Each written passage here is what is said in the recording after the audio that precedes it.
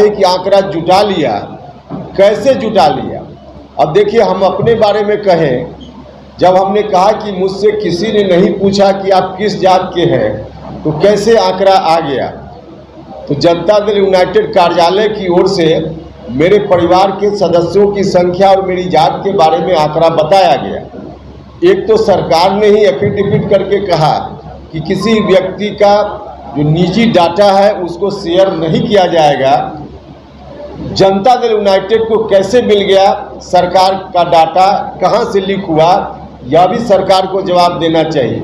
लेकिन ठीक है, थोड़ी देर के लिए गांव में कोई गया होगा, मेरे परिवार के सदस्यों की संख्या गांव का किसी आदमी ने बता दिया होगा, सही बताया होगा, जात भी किसी ने बता दिया होगा।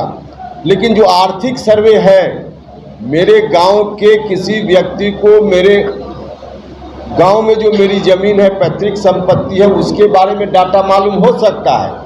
लेकिन उपेंद्र कुशवाहा का फ्लैट पटना में, दिल्ली में, मुंबई में या और कहाँ है, या एक फ्लैट है कि 4 फ्लैट है, इसकी जानकारी गांव के लोगों को कहाँ से मिलेगी कि गांव के लोग बता देंगे। उपेंद्र कुशवाहा को पेंशन विधानसभा से कितना मिलता है, लोकसभा से कितना मिलता है, यह कहाँ से कोई दूसरा व्यक्ति बता देगा। कोई व्यक्ति बिजनेस किसी ने शुरू किया है 10 साल पहले, कोई अचल संपत्ति उसके पास गांव में नहीं है, लेकिन उसके बैंक अकाउंट में उसकी आमदनी से 10 करोड़ रुपया आ गया, तो उसके अकाउंट में कितना पैसा है यह कौन दूसरा आदमी बता देगा।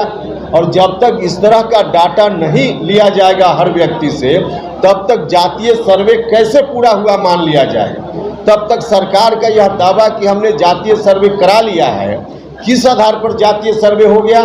मुझको पूरी आशंका है कि फिर जात की गिनती जिस तरह से आंकड़े जुटाए गए आनन फानन में, उसी तरह से आर्थिक सर्वे में भी बड़े पैमाने पर सरकार की ओर से गड़बड़ी आएगी, यह बात बिल्कुल साफ है। इसलिए सरकार का जो भी उनकी ओर से जो आंकड़ा जारी हुआ है, उन आंकड़ों को हम खारिज करते हैं। सरकार की यह ड्यूटी बनती है कि लोगों के मन में कोई कन्फ्यूजन है सरकार के निर्णय के प्रति, तो उनके कन्फ्यूजन को, उनके भ्रम को दूर किया जाना चाहिए, यह सरकार की ड्यूटी बनती है।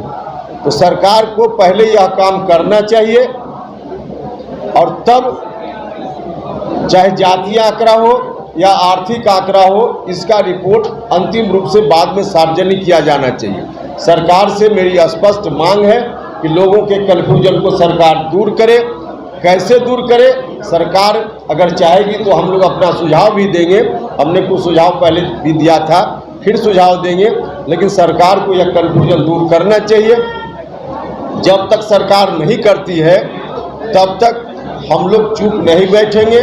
हम लोग सरकार के इस जाली आंकड़े के खिलाफ अपनी आवाज़ उठाएंगे, और इसी क्रम में हमने तय किया है कि पूरे बिहार में तमाम जिला मुख्यालयों में 11 तारीख को पार्टी की ओर से हम सरकार को विवश करने के लिए कि सरकार हमारी बातों को मानकर लोगों के भ्रम को दूर करे, आवश्यकता हो तो फिर से इसमें कराए, जो भी कुछ करना हो, और उसके बाद अंतिम रूप से जारी हो। तो इस मांग को लेकर के 11 तारीख को पूरे बिहार के जिला मुख्यालयों में पार्टी की ओर से धरना का कार्यक्रम होगा, और 14 तारीख को, इसी महीने की 14 तारीख को पटना में राजभवन मार्च हमारी पार्टी की ओर से आयोजित किया जाएगा।